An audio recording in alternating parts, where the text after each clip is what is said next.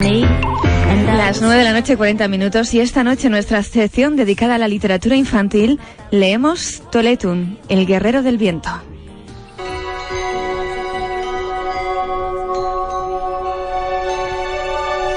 Esta es la historia de la ciudad de Toledo en época romana y de cómo llegó a convertirse en una de las ciudades más importantes de Hispania, nombre con el que los romanos conocían a la península ibérica, que significa tierra de conejos.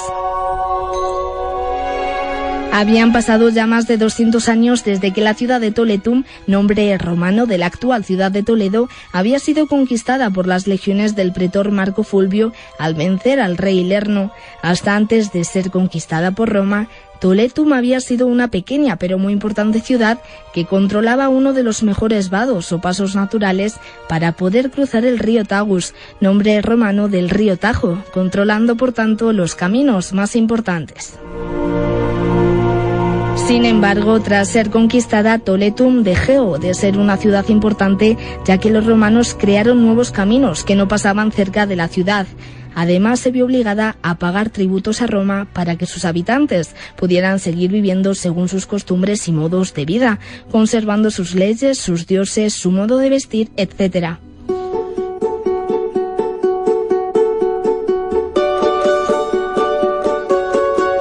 El actual caudillo de la ciudad, Armox, quería que Toletum volviera a ser una gran ciudad, como ya lo fue en época de sus antepasados. Para ello, Armox tenía que hablar y pactar con el nuevo gobernador romano, el malvado Galba, que se alojaba en la lujosa villa de Carranque. Armox le propuso al gobernador Galba que si volvía a convertir a Toletum en una de las ciudades más importantes de Hispania, nunca más se sublevarían contra Roma. El gobernador Galba aceptó la propuesta de Armox y le prometió convertir Toletum en una verdadera ciudad romana con la construcción de grandes edificios, monumentos e infraestructuras como por ejemplo templos, termas, un circo, un anfiteatro, un teatro, un acueducto, alcantarillado, calzadas, etc. Pero a cambio la ciudad de Toletum no solo tenía que prometer que nunca más se sublevaría contra Roma, además tenía que aceptar otras dos condiciones. La primera de ellas, que Galba propuso a Armox, fue que todos los habitantes de Toletum tenían que romanizarse, es decir, empezar a vivir según las costumbres y el modo de vida romano. Tenían que aprender y hablar en latín el idioma que usaban los romanos, vestir como los romanos, creer y rezar a los dioses de los romanos y usar las leyes y la moneda romana. La segunda de las condiciones fue que todos los jóvenes de la ciudad de Toletum tenían que pasar a formar parte del ejército romano de la legión, como tropas auxiliares. El gobernador Galba dio a Armox 2 días para que aceptara o rechazara su propuesta. Finalmente Armox, tras unirse con el Consejo de Ancianos y Hombres Nobles de Toletum, decidió aceptar la propuesta del gobernador Galba. Y este es un fragmento de Toletun, el guerrero del viento, que es uno de los títulos de la primera colección didáctica de cuentos históricos de la provincia de Toledo, creada por Pequeños Arqueólogos Talleres Didácticos. Detrás de Pequeños Arqueólogos está Rubén Pérez López, licenciado en Historia, arqueólogo, director gerente de Pequeños Arqueólogos y autor de estos cuentos. Hola Rubén, buenas noches. Hola, buenas noches, Vega, ¿qué tal? Muy bien, gracias por estar en La Colmena. También está Jesús Sánchez Daimiel, licenciado en Historia del Arte, el ilustrador de los cuentos. Hola Jesús, buenas noches. Hola, buenas noches, Vega. Bueno, lo primero, ¿cómo surge la idea, Rubén? Bueno, pues mira, nosotros en Pequeños Arqueólogos Talleres Didácticos somos un equipo especialista en didáctica, difusión y dinamización del patrimonio. Y bueno, pues una de las ramas en las que trabajamos es el diseño e impartición de talleres didácticos de historia, prehistoria, arqueología, pues para todos los niveles educativos.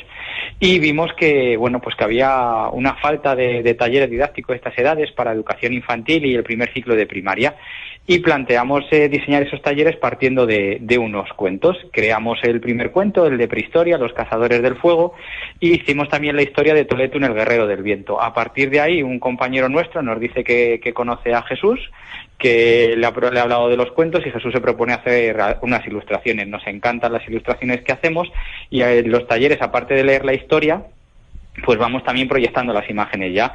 Empiezan a tener muy buena acogida en los centros y bueno, hacemos también en algunas librerías talleres, entre ellas en Hoja Blanca, y nos dicen que bueno, pues que lo ven con mucha calidad y que ¿por qué no nos planteamos el salir adelante, el editarlos? Cuando tenemos todo el proyecto vamos a Diputación, se les plantea, a Diputación les parece un proyecto fantástico, nos animan a que no se queden 2 cuentos, sino el sacar una colección con más periodos, y recientemente, viendo la calidad del proyecto y la buena acogida que está teniendo, pues se ha unido la editorial Cuarto Centenario, que los ha puesto a la venta en el circuito pues provincial y nacional.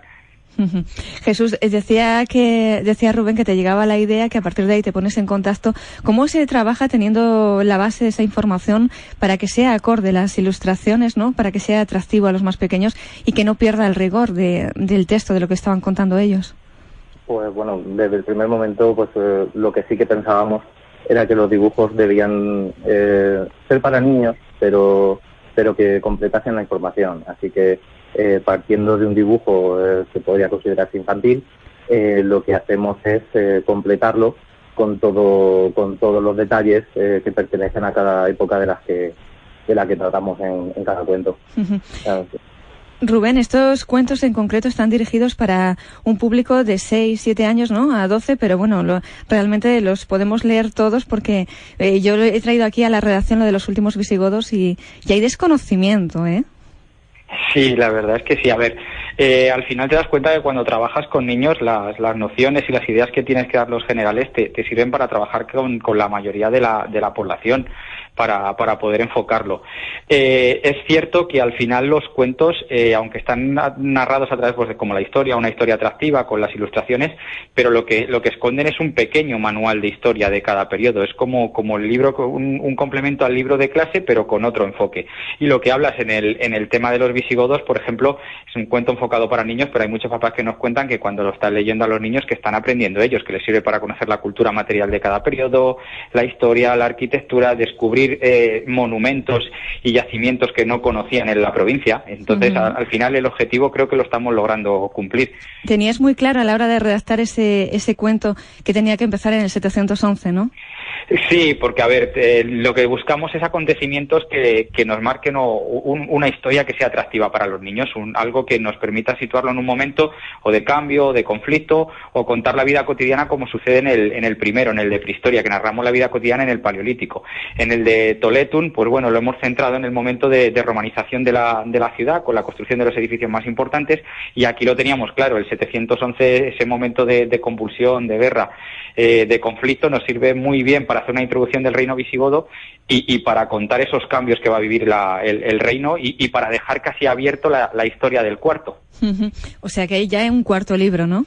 Sí, hay un cuarto, está ya la historia terminada y ya está Jesús con los primeros bocetos e ilustraciones.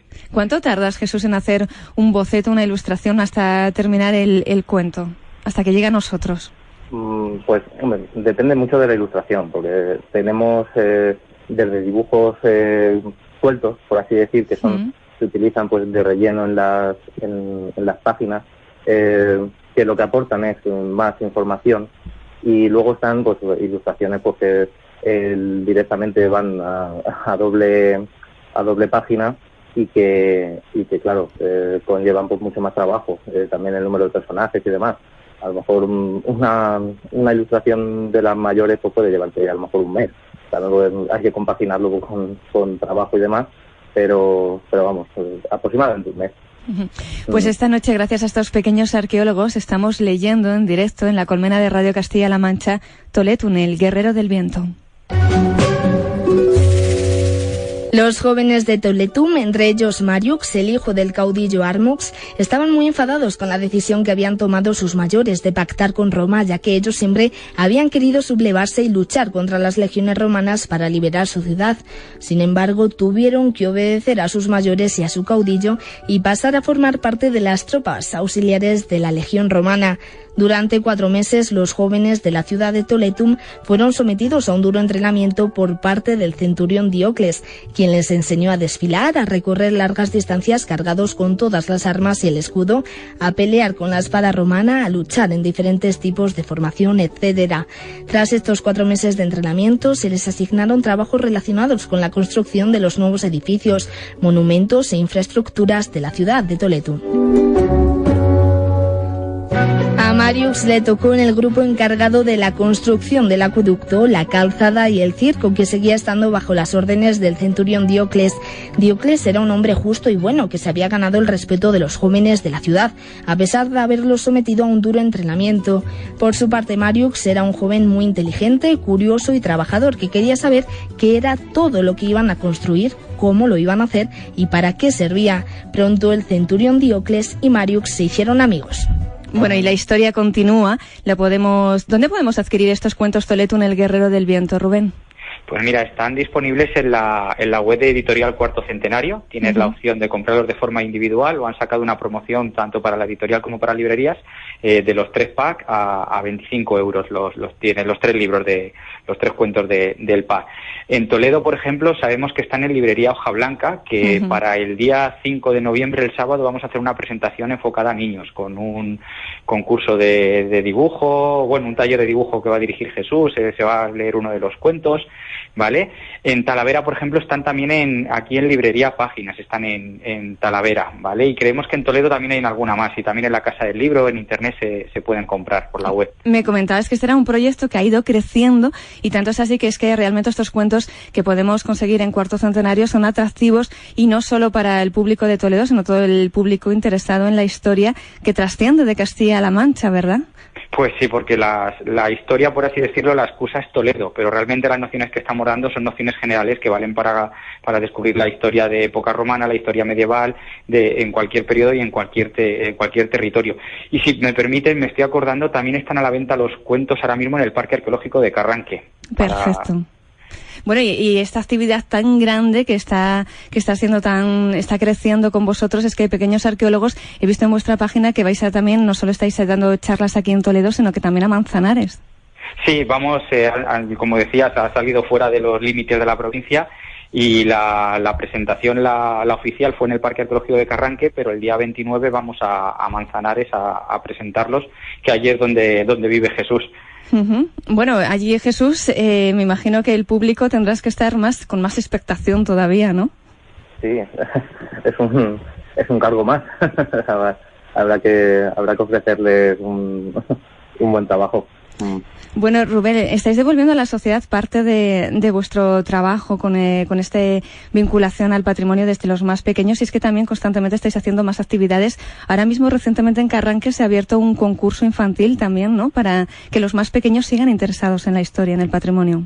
Pues sí, pero podemos decir que va casi relacionado con la colección de cuentos. Nosotros en el Parque Arqueológico, pues hemos diseñado los talleres didácticos, los llevamos ahí a cabo, las visitas guiadas, y tenemos que andar siempre también buscando nuevos proyectos didácticos para poder atraer más visitantes y que se vaya consolidando como un centro de referencia para todos los colegios de institutos de la provincia. Y este verano, Silvia del Mazo, que es la otra autora, y yo, que trabajamos allí en el parque, pues el proyecto que nos parecía interesante enfocar fue crear un concurso escolar de redacción e ilustración. Diseñamos las bases, lo propusimos al parque, el parque lo aprobó, lo ha aprobado la consejería y también Diputación, a raíz de la buena acogida que tiene, y la editorial se han sumado. De hecho, se han sumado de tal manera que le han dado un impulso genial y tremendo al concurso, y es que al cuento ganador, van a trabajar de forma conjunta Diputación y Editorial Cuarto Centenario para editar ese cuento ganador y entregar un lote de libros a la clase ganadora. Bueno, qué bien. Trabajáis con los más pequeños. ¿Qué os dicen, Rubén, de estos cuentos? ¿Cuáles son las preguntas cuando estáis allí con ellos?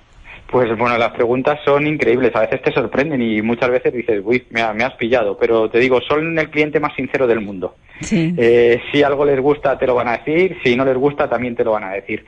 Entonces, por ejemplo, es una cosa que nos pasa muy a menudo cuando diseñamos un taller nuevo. Una cosa es la idea que tenemos nosotros y otra es como luego lo vamos enfocando de trabajar con ellos. Y ya te digo, preguntas, pues todas las que te puedas imaginar, y muchas a veces con más sentido y más lógica que las que hacemos los adultos. Y aparte estamos muy contentos porque, mira, mira, tenemos chicos que llevan ya 5 o 6 años haciendo actividades con nosotros y que poco a poco cada vez van implicando a los papás. Han ido a ver Numancia, a ver Atapuerca, nos van escribiendo. En Navidades nos dicen los papás que no se piden la consola, sino que se piden un torno o un telar. Bueno, así qué bien. que bueno, sí, no, la verdad es que muy contentos en ese sentido. Y Jesús, a ti en las ilustraciones, por ejemplo, Toletun, el que tenemos aquí en Radio Castilla-La Mancha en el estudio, es muy visual, muy atractivo, con colores, además muy didáctico, explicando los instrumentos de la época. ¿Qué te dicen los pequeños? Bueno, yo no realizo talleres como lo puede realizar Rubén, así que tengo un poco menos de contacto con los chavales, pero vamos, sí que sé que a través de ellos les han dicho porque tienen una gran acogida, o sea que les gusta mucho. Están hechos así adrede, o sea, para que llamen la atención y sin que se den cuenta ellos estén aprendiendo y bueno, y por lo menos pues ellos lo reconocen, o sea, ellos reconocen que a través de esos colores y de esos personajes pues que aprenden. Bueno, pues pronto hablaré con vosotros para ese cuarto cuento que va a publicar la editorial Cuarto Centenario. Gracias, Rubén Pérez, licenciado en Historia y arqueólogo, también al ilustrador Jesús Sánchez Daimiel. Muchísimas gracias por estar en la colmena de Radio Castilla-La Mancha. A ti, Vega, por darnos esta oportunidad. Muchas gracias. Gracias a ti, Vega.